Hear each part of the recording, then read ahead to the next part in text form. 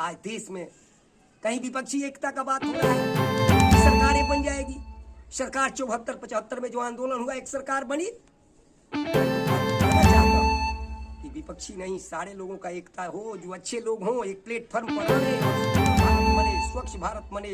हम भारत माता के सभी संतान हैं, 1 अरब 35 करोड़ से भारत माता के संतान हैं। सब एक होकर के हम अमेरिका से, चीन से मजबूत बनने का काम करें, एक हौसला बुलंद करें। आदरणीय क्रांतिकारी साथियों, भाइयों बहनों, भारतवासियों, बिहारवासियों और सारोवासियों, मेरा नाम उमेश्वर सिंह मुनि है। मैं 1974 से जो आंदोलन हुआ, एक देश में परिवर्तन की धारा बनी, लेकिन वह परिवर्तन काम नहीं किया। इसके बाद से लगातार हम लोग सोच रहे हैं कि देश में कैसा आज़ादी के बाद, यदि आज़ादी सही थी तो देश को ठीक होगी। आज़ादी तो हुई, लेकिन आज़ाद हुए लोगों में से कुछ लोगों के मस्तिष्क में परिवर्तन हो।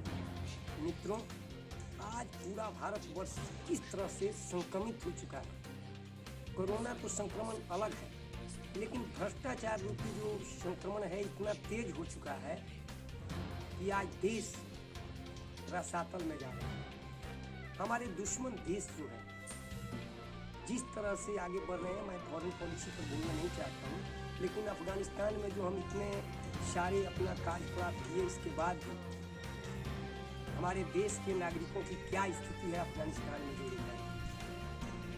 आज तालिबान जो है किस तरह से भारत से बिहार रखा है, चीन से किस तरह से बिहार रखा है, पाकिस्तान से कैसा बिहार रखा है, अमेरिका किस तरह से मोड़ लिया। मैं इस बातों को नहीं बोलना चाहता हूँ, लेकिन फिर भी मैं 5 पॉइंट पर निश्चित रूप से बोलना चाहता हूँ। यदि भारतवासी, बिहारवासी, सारणवासी यदि सुने, यदि सत्य हो, सही हो, तो मेरे वीडियो यदि देखें तो इसमें अपना निश्चित रूप से समर्थन करें। भारत में मित्रों, सबसे पहला एक जातीय उन्माद जो देश में फैला रहे हैं लोग, तो इस जातीय जनगणना के बारे में मुझे यही बोलना है कि आज जिस तरह से जातीय जनगणना की बात चल रही है, जिस तरह से जातीय जनगणना की बात चल रही है और सारे लोग इसमें किस तरह से इन्वॉल्व हो रहे हैं, वोट की किस तरह से लोग तुलना कर रहे हैं कि किस बात को हम उभार करें जिससे हमारा वोट भरे। मेरा पहला प्रश्न है भारतवासी से, बिहारवासी से, सारणवासी से, यदि सत्य बात है तब आज जातीय जनगणना के बारे में जो हम लोग सोच रहे हैं, ठीक है, ST SC अनुसूचित जाति ये सब हो, चाहे कांग्रेस पार्टी हो या बीजेपी, 2 ध्रुव पार्टी है जो नेशनल पार्टियां अपने अपने ध्रुव में चल रही है। कांग्रेस पार्टी भी कोई जातीय जनगणना नहीं करा सकती। भारतीय जनता पार्टी जो राजद की सरकार, UPA की सरकार हो या राजद की सरकार, कोई नहीं करा सकती। कारण क्या? इसके पीछे वोट का कारण पहला है, और जो लोग जातीय जनगणना का भी बात कर रहे हैं वो लोग वोट के ही सूबेदार बनेंगे। मुझे सारे लोगों से कहना है कि यदि आप चाहते हैं कि हमारे देश के 95% लोग लगभग गरीब हैं, 90% तो निश्चित है जो दबे कुचले या जात का जो हो रहा है, दबे कुचले में जन्म लिया है, तो मेरा पहला प्रश्न है कि पहले झुग्गी झोपड़ी वाले लोगों का एक सर्वेक्षण हो। कौन से लोग झुग्गी झोपड़ी वाले हैं, कौन से लोग कमजोर हैं, कौन से लोग शैक्षणिक, आर्थिक, सामाजिक दृष्टिकोण में पिछड़े हैं, और वैसे लोगों को जनगणना में आगे रखना होगा। और मेरा भारत सरकार से पहला प्रश्न है, और जो विरोधी दल के भी लोग हैं इनसे भी मेरा प्रश्न है कि आप वैसे लोगों को एक एक घर में एक एक नौकरी दें, चाहे वो 4th ग्रेड का ही क्यों नौकरी ना हो, 3rd के लिए जो जिस लायक हो। और जहाँ तक नीट में लोग आरक्षण की बात कर रहे हैं, होनी चाहिए, लेकिन ये चिकित्सक जो है उसमें पढ़ाई लिखाई करके तब आप दें, क्योंकि वैसे चिकित्सक चाहे वो सवर्ण हो, निम्न तबके के हो, वैसे चिकित्सक यदि हो जाएंगे वो आरक्षण में, तो पेट में छुरी रख देंगे। इसमें आरक्षण की बात हो, जीने खाने के लिए हो, जिस कद के जो लोग हो, होनी चाहिए।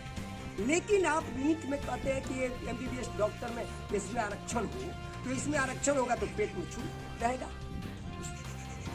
मित्रों, मैं बता देना चाहता हूँ, भारत सरकार और विरोधी दल का जो नेतृत्व कर रहे हैं वो सारे लोगों मेरे बात को यदि सुने, यदि अच्छी बात हो तो समर्थन करें, नहीं तो समर्थन नहीं करें, गलत लिखें। मेरा यह पहला आकलन है कि जितने घर में सरकारी नौकरियां नहीं है उस घर में 4th ग्रेड से लेकर 3rd ग्रेड जो जिस लायक है एक एक नौकरी सरकार की। इसकी लड़ाई विरोधी दल के भी लोग लड़ें।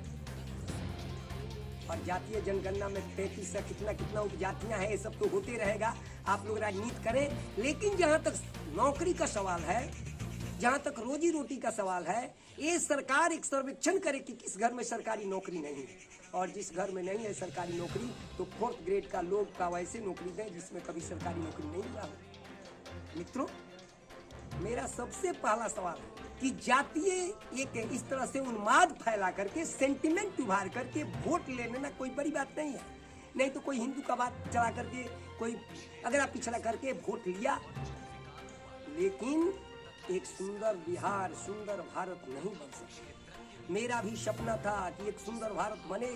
मैं लालू जी के साथ, नीतीश बाबू के पीछे पीछे, लालू बाबू के पीछे पीछे, सब लोगों के पीछे पीछे हमने घुमा।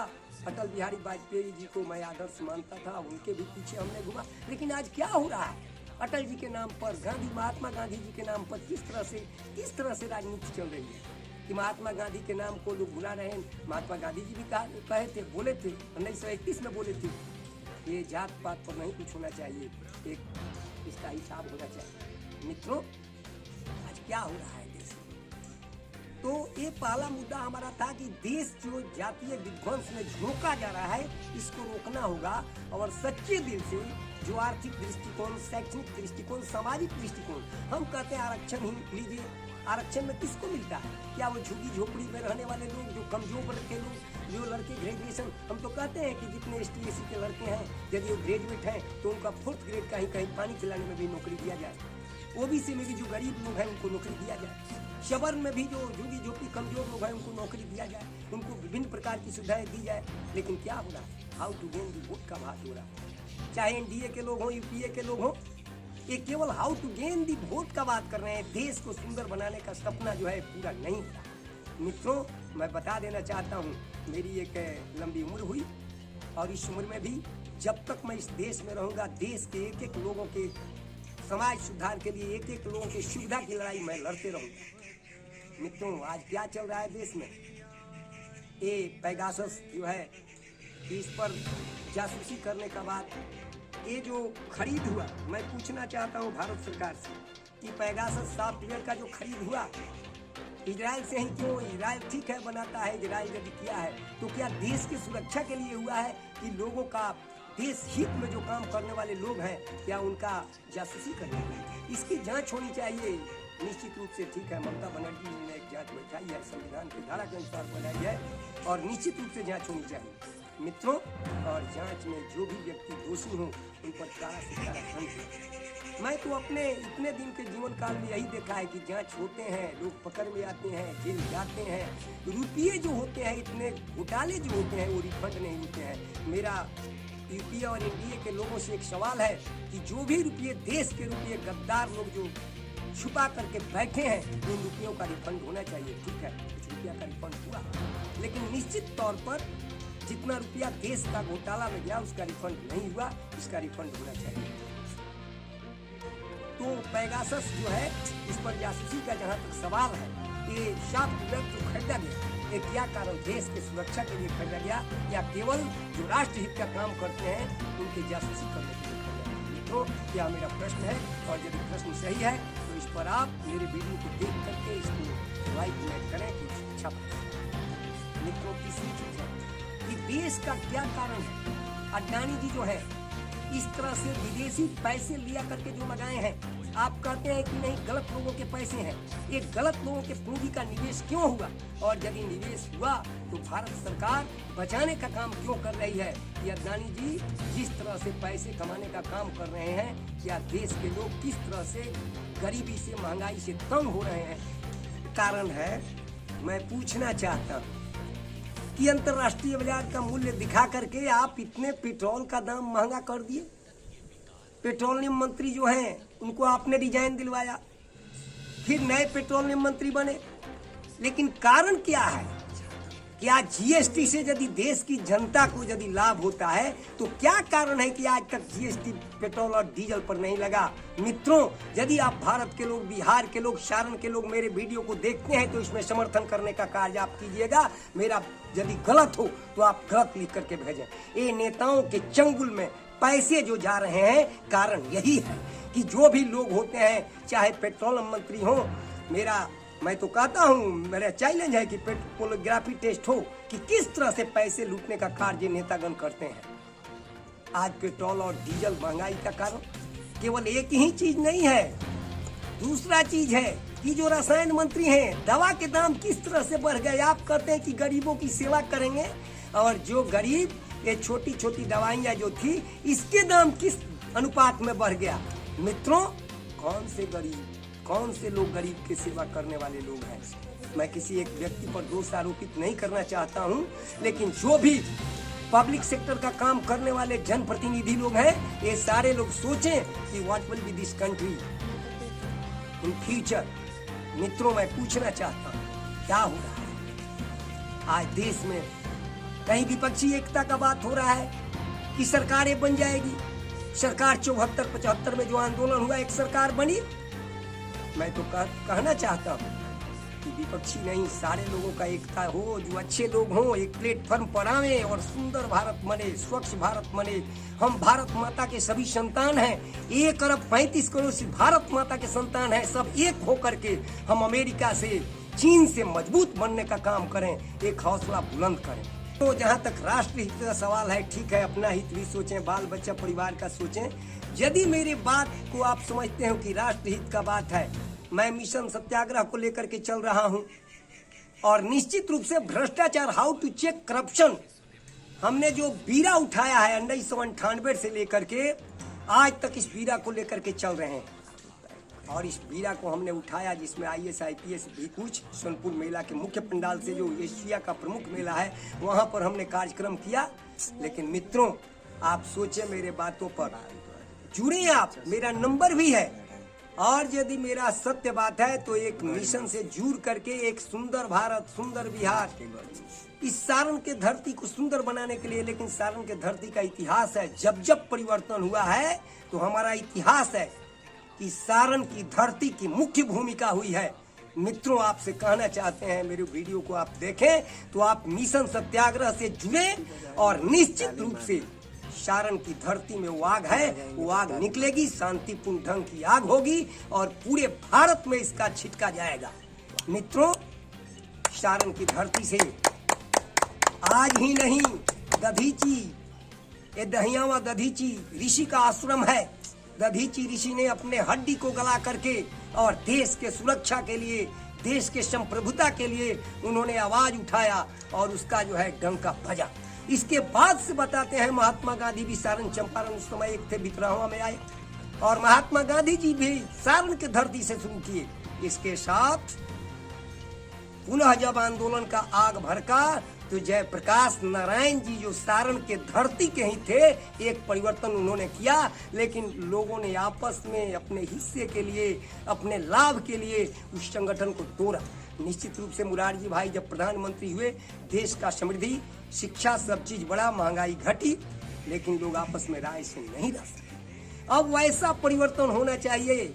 यदि मेरे जनप्रतिनिधि लोग सुनते हो, खास करके केजरीवाल जी से आग्रह है कि मेरे यदि वीडियो को देखें तो आप इस पर गौर करें कि ये देश विपक्षी एकता से केवल ठीक नहीं होगा, एक अच्छे लोगों की एकता से ठीक होगा, जो भ्रष्टाचार मुक्त भारत चाहता हो, सही में भ्रष्टाचार, अत्याचार, अनाचार, दुराचार मुक्त भारत जो चाहता हो, उसके साथ मिलकर। मैं न ममता जी के विरोधी हूँ और न विरोध के लोग जो हैं, लेकिन जो गलत ढंग से धन अर्निंग करके, चाहे वो किसी पार्टी के लोग हों, वैसे लोगों से केजरीवाल जी को हाथ किसी तरह से नहीं मिलाना होगा। मित्रों, अच्छी बात है, ममता जी से बात हुई, लेकिन इसके पहले मैं चाहता हूं कि देश में शांतिपूर्ण ढंग का एक आंदोलन चले, और वह आंदोलन देश में परिवर्तन के लिए हो, और अच्छे लोग जो हो एक प्लेटफॉर्म पर होकर के, चाहे किसी भी पार्टी, किसी दल के लोग हों, जिनको सत्य पर भरोसा हो।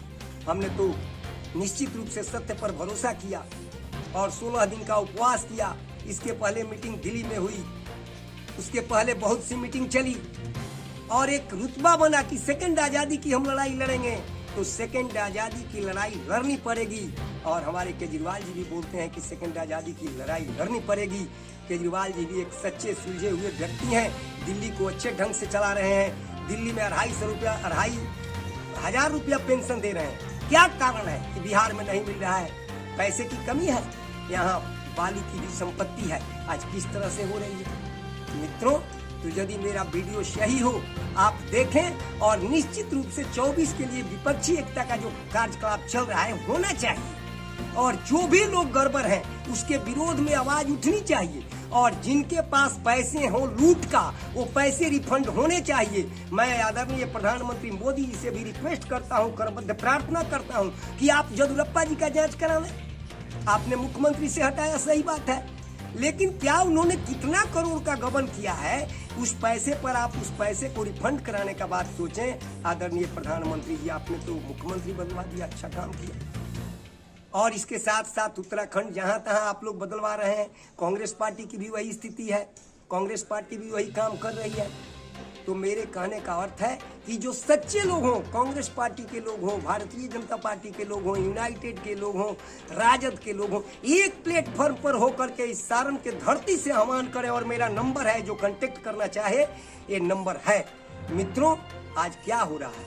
महंगाई से सारे लोग कष्ट, मित्रों सारे लोगों के कष्ट के बावजूद मैं यही कहता हूं कि सत्याग्रह मिशन से आप जुड़े और मेरा वीडियो यदि अच्छा है तो आप लाइक करें और मेरा नंबर भी है, जुड़ करके एक जो भ्रष्टाचार, अत्याचार, अनाचार हो रहा है इसके विरोध में बिगुल फूंकने के लिए आप जुड़ करके मेरे नंबर से जुड़ें और इसमें सहयोग समर्थन करने की कृपा करें। जय हिंद, जय भारत।